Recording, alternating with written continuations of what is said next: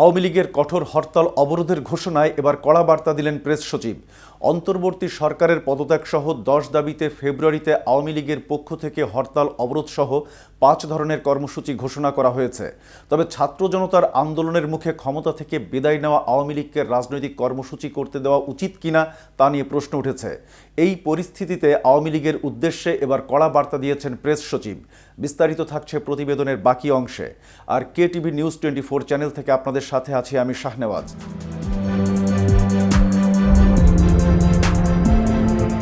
প্রধান উপদেষ্টার প্রেস সচিব শফিকুল আলম গুম, খুন ও হাজার কোটি টাকা পাচারে জড়িত আওয়ামী লীগকে কর্মসূচি পালনে অনুমতি দেওয়ার বিরুদ্ধে অবস্থান নিয়েছেন। বুধবার ফেসবুকে দেয়া এক পোস্টে তিনি এ বিষয়ে নিজের অবস্থান পরিষ্কার করেছেন।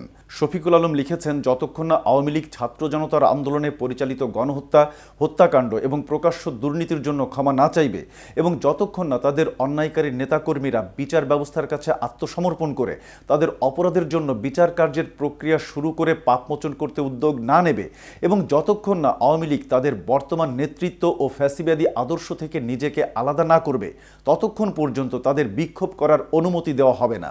দেশের কোনো মত ও পথের বিক্ষোভ আন্দোলনে অন্তর্বর্তী সরকার কোনো বাধা দেয়নি উল্লেখ করে তিনি আরও লিখেছেন, আগস্টে দায়িত্ব গ্রহণের পর থেকে অন্তর্বর্তী সরকার কোনো ন্যায্য বিক্ষোভ বন্ধ বা নিষিদ্ধ করেনি। আমরা সমাবেশ করার স্বাধীনতা এবং সাংগঠনিক কর্মকাণ্ডের স্বাধীনতায় বিশ্বাস করি। আজ সকালে গণমাধ্যমের একটি প্রতিবেদনে বলা হয়েছে, গত 5.5 মাসে কেবল ঢাকায় কমপক্ষে 136টি বিক্ষোভ হয়েছে। এর মধ্যে কয়েকটি বিক্ষোভের ফলে ব্যাপক যানজট সৃষ্টি হয়েছে। তবুও সরকার কখনো বিক্ষোভ সমাবেশের উপর কোনো বিধিনিষেধ আরোপ করেননি। ফ্যাসিস্ট আওয়ামী লীগকে বিক্ষোভ করার সুযোগ দেওয়া উচিত কিনা এমন প্রশ্ন তুলে তিনি লিখেন, জুলাই আগস্টের ভিডিও ফুটেজে স্পষ্ট দেখা যায় যে আওয়ামী লীগের কর্মীরা শান্তিপূর্ণ বিক্ষোভকারীদের হত্যায় অংশ নিয়েছিল। তাদের পরিচালিত হত্যাকাণ্ডে শহীদ হয়েছেন কয়েকশো তরুণ শিক্ষার্থী, এমনকি নাবালক শিশুরাও। জুলাই গণ অভ্যুত্থানের সময় গণহত্যা, খুন ও তাণ্ডবের জন্য দায়ী শেখ হাসিনার নেতৃত্বাধীন আওয়ামী লীগের দলীয় সরকার।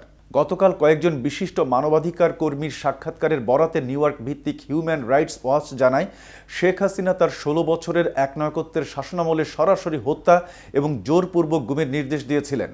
শফিকুল আলমের মতে, শেখ হাসিনা একটি চোরতন্ত্র এবং খুনি শাসনের নেতৃত্ব দিয়েছেন। নিরপেক্ষ ও স্বাধীন একটি প্যানেল বলছে, শেখ হাসিনার তত্ত্বাবধানে তার ঘনিষ্ঠরা $234 মিলিয়ন পাচার করেছে। দুর্নীতিগ্রস্ত চুক্তি থেকে কোটি কোটি ডলার চুরির দায়ে হাসিনার পরিবারের বিরুদ্ধে এখন তদন্ত চলছে। এছাড়াও প্রায় 3,500 ব্যক্তি জোরপূর্বক গুমের শিকার হয়েছেন। প্রায় 3,000 জনকে বিচার বহির্ভূতভাবে হত্যা করা হয়েছে। শাপলা চত্বরের সমাবেশ এবং মাওলানা সাঈদীর বিচারিক রায়ের পর বিক্ষোভকারীদের উপর গণহত্যা সংঘটিত হয়েছে। আজ এ পর্যন্তই। ভিডিওটি সম্পর্কে আপনাদের কোনো মতামত থাকলে জানাতে পারেন কমেন্ট করে। ধন্যবাদ।